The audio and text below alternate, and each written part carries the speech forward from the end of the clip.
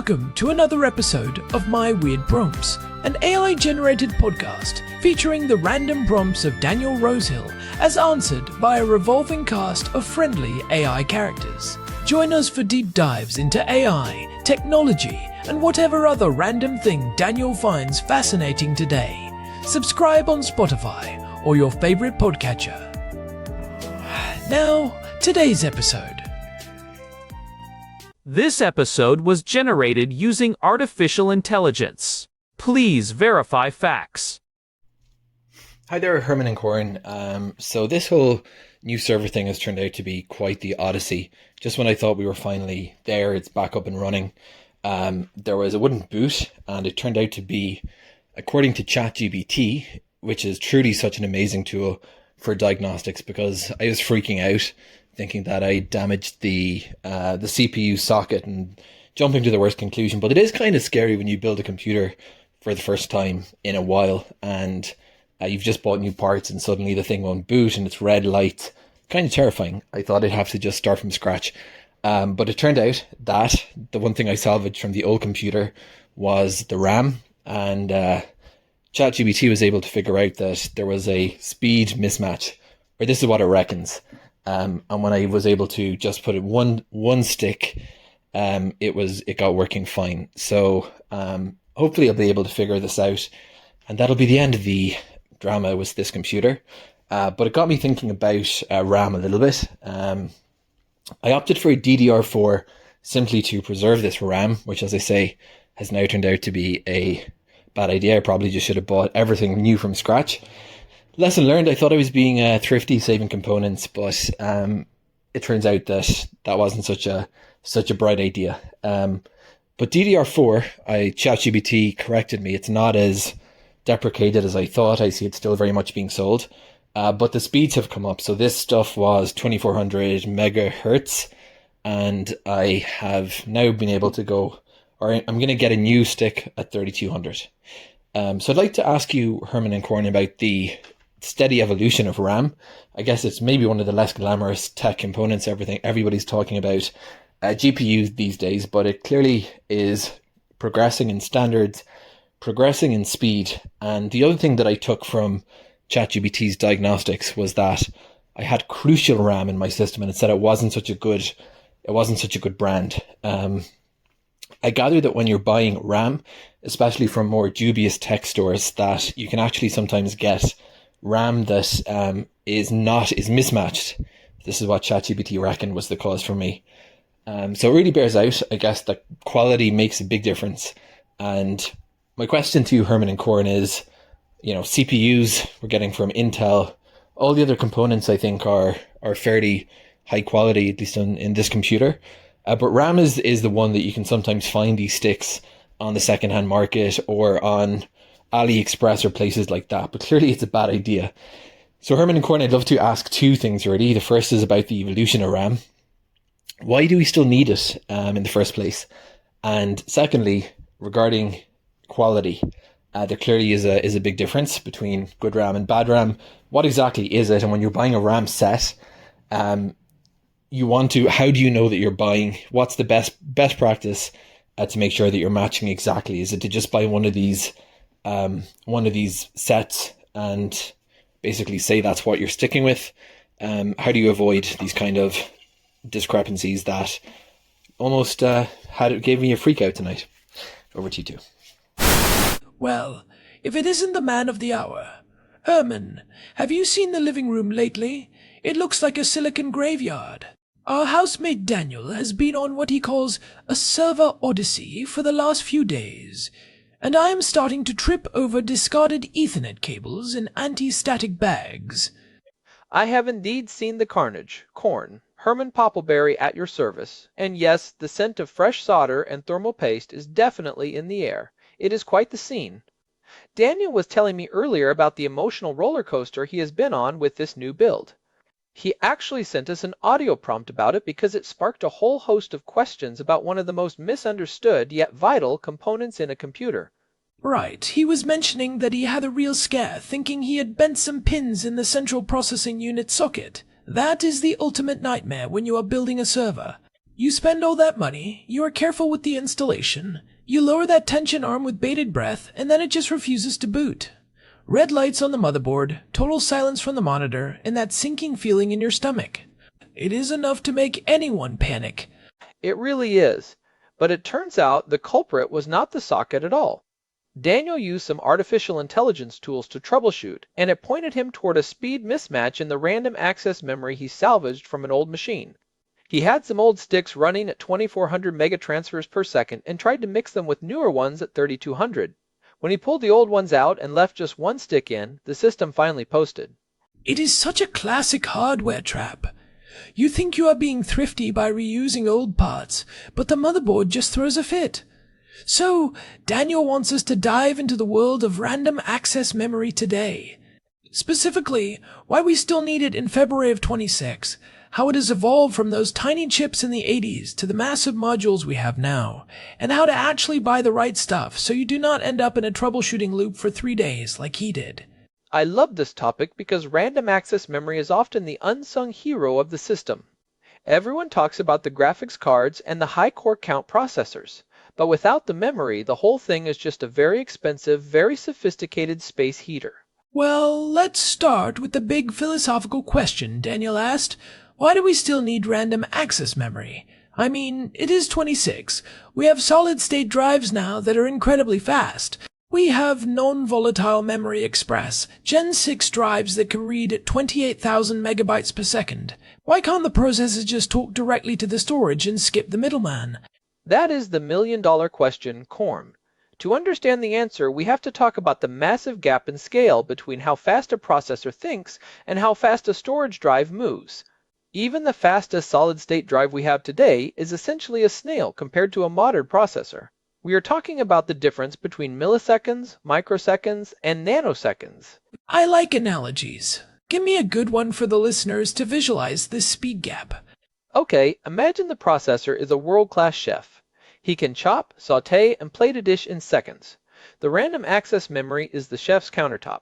Everything he needs for the current dish is right there within arm's reach. He can grab the salt, the onions, and the knife instantly. Now, the solid-state drive or the hard drive is the warehouse across town. Even if you have a fast delivery truck, the chef is still standing there with his hands empty waiting for the onions. Exactly. A modern central processing unit operates in nanoseconds. Light only travels about 30 centimeters in 1 nanosecond. To a processor, waiting for a solid-state drive to send data is like a human waiting months for a letter to arrive. Random access memory sits in that middle ground. It is volatile, meaning it loses its data when the power goes out, but it is incredibly fast and has very low latency. It provides that immediate workspace for the processor to do its job.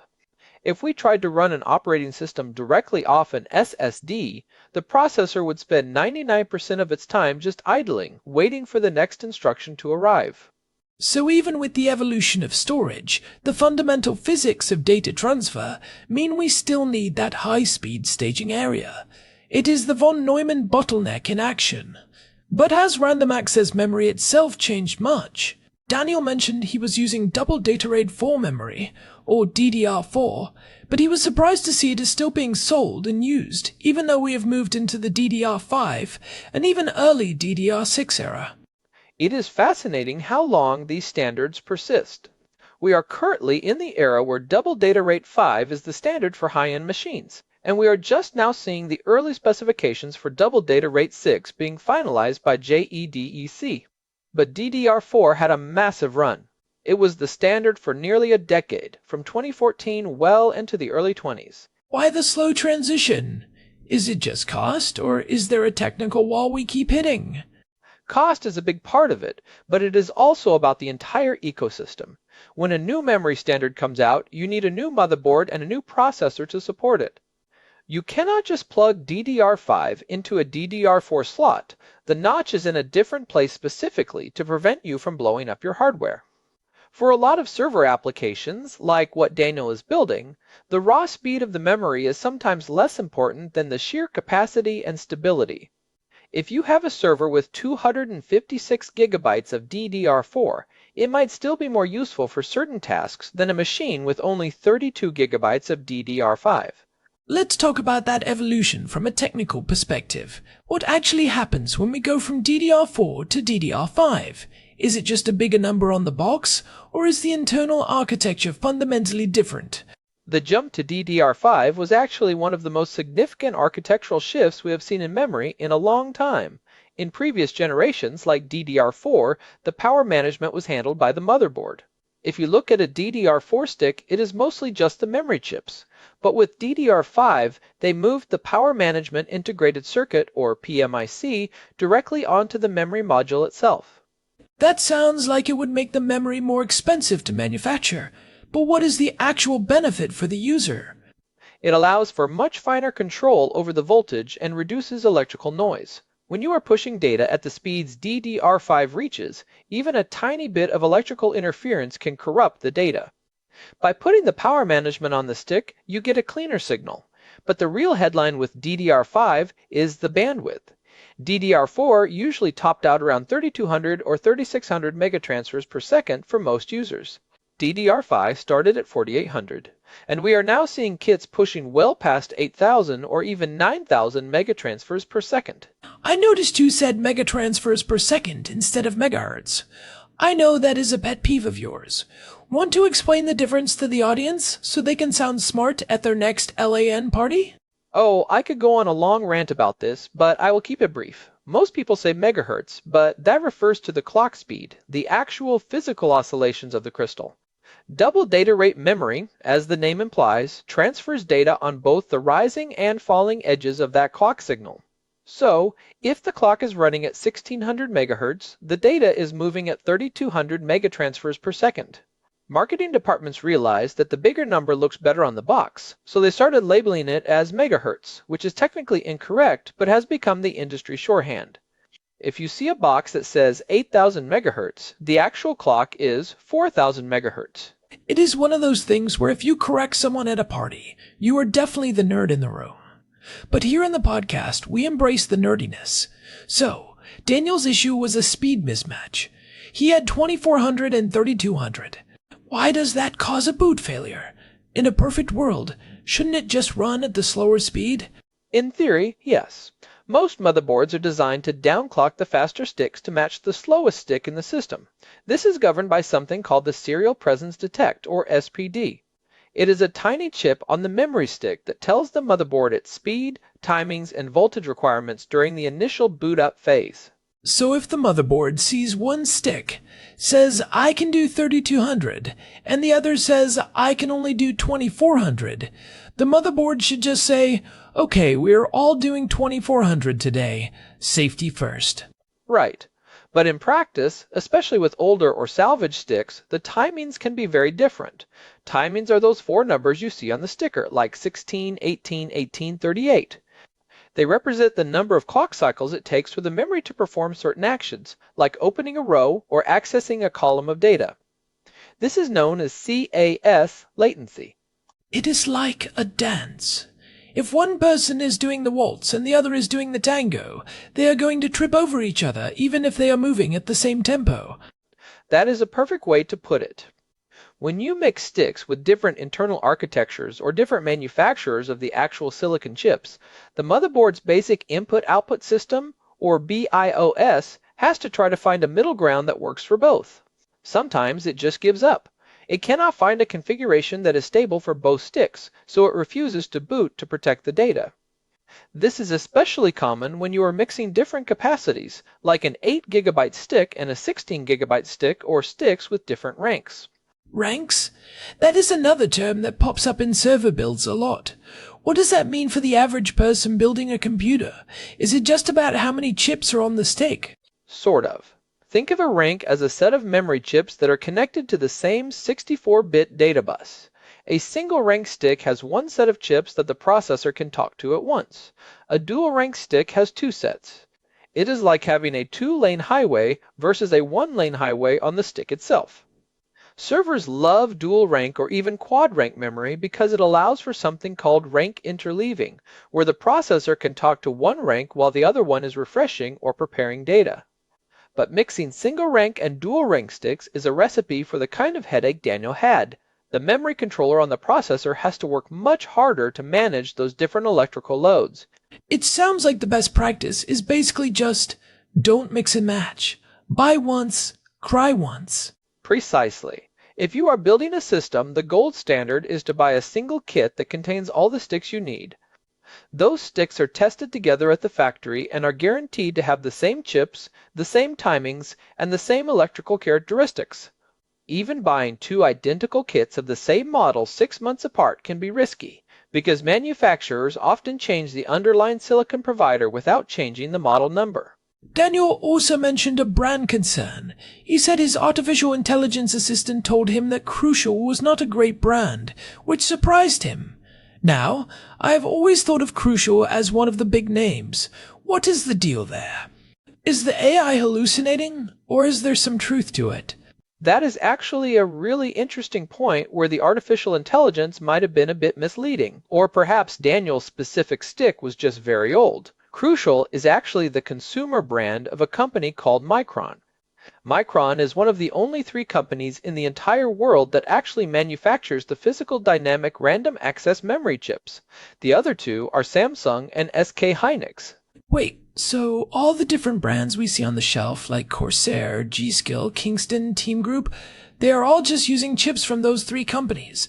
Almost exclusively. They buy the wafers from Micron, Samsung, or Hynix, put them on their own circuit boards, add some fancy heat spreaders and RGB lights, and sell them to you. Crucial, being owned by Micron, usually has very high quality control because they are the ones making the chips. However, they tend to focus on stability and industry standards rather than the extreme overclocking speeds that some other brands target. So if someone tells you Crucial is bad, they might just mean it is boring, because it doesn't have flashing lights or extreme factory overclocks. Exactly. It is the reliable family sedan of the memory world. If you want the flashy sports car with the highest possible clock speeds, you might go with a high-end kit from a brand like G-Skill that uses specially selected Samsung B-die chips. But for a server, like what Daniel is building, Crucial is usually a fantastic choice because it is built for 24/7 reliability. Let's talk about those dubious tech stores Daniel mentioned. He was talking about buying memory from places like AliExpress or secondhand markets.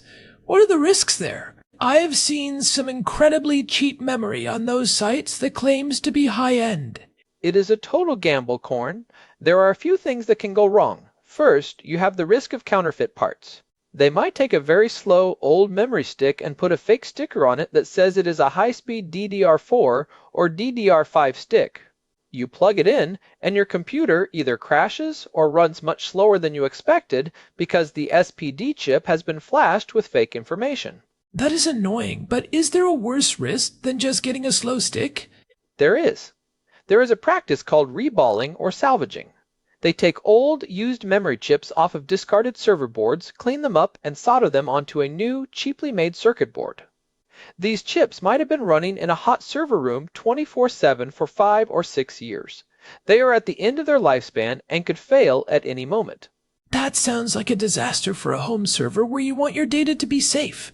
If the memory fails, doesn't the whole system just stop? It really is. When memory fails, it does not always just stop working. Sometimes it just flips a single bit here and there. That can lead to silent data corruption.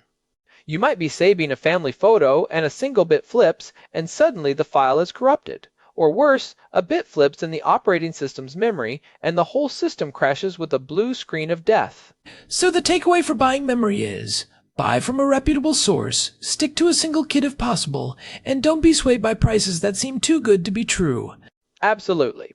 And if you are building for a server, look for something called ECC memory, which stands for Error Correction Code. It is a special type of random access memory that has an extra chip on it to detect and fix those single-bit flips I mentioned. It is more expensive and requires a compatible motherboard and processor, usually workstation or server-grade gear, but for critical data, it is the gold standard. Daniel's server might not support ECC if he is using consumer parts, but it is a good thing to keep in mind for future upgrades. One thing I want to circle back to is the speed mismatch Daniel encountered. He was moving from 2400 to 3200.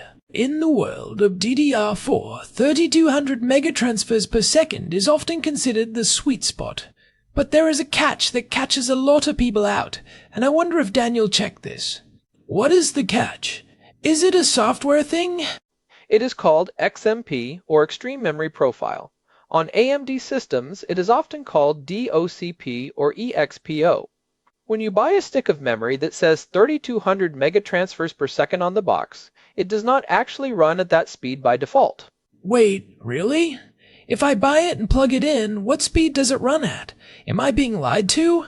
Not exactly, but it is a bit of a technicality. It will usually default to a safe, industry-standard JEDEC speed, often 2133 or 2400 megatransfers per second. To get the speed you actually paid for, you have to go into the BIOS settings and manually enable the XMP profile. This tells the motherboard to use the higher voltage and faster timings that the manufacturer tested the stick for. I bet a lot of people are running their fast memory at slow speeds right now and have no idea. Statistically, a huge number of people are. It is one of the first things I check when I am looking at someone's computer. If you have a high-end gaming rig and you have never touched your BIOS, you are likely leaving 10 to 15% of your performance on the table. It is like buying a sports car and never taking it out of second gear. That is a great tip. So, we have covered why we need it, how it has evolved, and the pitfalls of buying it. What about the future? Daniel asked where it is going. We are in 26 now. DDR5 is mature. What is next? Are we just going to keep adding more pins and more speed? The next big thing is actually a change in the physical shape and connection of memory. For decades, we have used these long sticks called DIMMFS, dual inline memory modules. But they take up a lot of space, and the long copper traces on the motherboard can cause signal interference at high speeds. There is a new standard called LPCAMM2 that is starting to show up in laptops and some small desktops. I have seen those in the tech news. They're like a flat square that screws onto the motherboard, right? Exactly. LPCAMM stands for Low Power Compression Attached Memory Module. By mounting the memory flat and closer to the processor, you can achieve much higher speeds with much lower power consumption. It also allows for much thinner devices. In the server world, we are seeing something even more revolutionary called CXL, or Compute Express Link. This allows servers to share memory across a high-speed network. So one server could use the unused memory of another server, like a memory cloud. Precisely. It turns memory into a pool of resources rather than something tied to a single machine. It is going to revolutionize how data centers are built. We are moving away from the idea of a computer as a single box and toward a computer as a collection of resources spread across a rack. If one task needs a terabyte of memory for an hour, it can borrow it from the rest of the rack and then give it back. That is a massive shift. It really shows that even though the fundamental concept of random access memory has stayed the same for 50 years, the implementation is constantly pushing the boundaries of physics. It really is. Every time we think we have hit a limit, engineers find a way to squeeze a bit more speed out of it. It is all about managing heat, managing electrical noise, and making sure that the chef in our analogy never has to wait for his onions. I think Daniel is going to be much better prepared for his next server build after this. It is a tough lesson to learn, but having that first-hand experience of a boot failure really makes you appreciate the complexity of these systems. It is not just plug and play when you are dealing with high-speed data. It does, and honestly, troubleshooting is how you really learn. You can read all the manuals in the world, but until you are staring at a black screen at 2 in the morning wondering why your memory isn't working, you don't truly understand how the system fits together. Daniel is a better sysadmin today because of those mismatched sticks. Well said. I think we have given Daniel and our listeners a lot to chew on. I am actually feeling a bit more confident about the next time I have to open up my own machine. I might even check my own BIOS to see if I'm running at the right speed. Just remember, Corn, match your sticks, check your XMP profiles, and maybe don't buy your memory from a guy in an alleyway or a random storefront with no reviews, even if the price is amazing. Sound advice for life in general, really. Very true. Well, this has been a great dive into the world of random access memory. I hope everyone listening found it as enlightening as I did. It is one of those things where the more you know, the more you realize how much engineering goes into every single byte of data we use. From the tiny capacitors holding a charge to the complex protocols that move that charge around, it is a miracle it works at all. Exactly. It is a tiny marvel of modern science happening billions of times a second right in front of you. Before we wrap up, I want to say a huge thank you to Daniel for sending in this prompt. It was a great excuse to dig into the details. And to all of you listening, if you've been enjoying the show, we would really appreciate a quick review on your podcast app or on Spotify. It genuinely helps other people find the show and keeps us motivated to keep exploring these weird and wonderful topics. It really does make a difference. We read all the feedback and we love hearing what you think. If you have a hardware horror story of your own, send it in. You can find us at our website, myweirdprompts.com, where you can find our full archive of over 500 episodes and a contact form if you want to send us a prompt of your own. We are also available on all the major podcast platforms. Thanks for joining us in the studio today. We will be back soon with another deep dive into the prompts that keep us thinking. This has been My Weird Prompts. I am Corn. And I am Herman Poppleberry. Until next time, stay curious. Goodbye, everyone. This episode was generated using Gemini Flash 3. Text-to-speech engine was Chatterbox Turbo. Thanks for listening to another episode of My Weird Prompts, an AI-generated podcast featuring Daniel Rosehill's AI prompts, as answered by a revolving cast of friendly AI characters including me, Cornelius the Sloth. Subscribe on Spotify or visit myweirdprompts.com.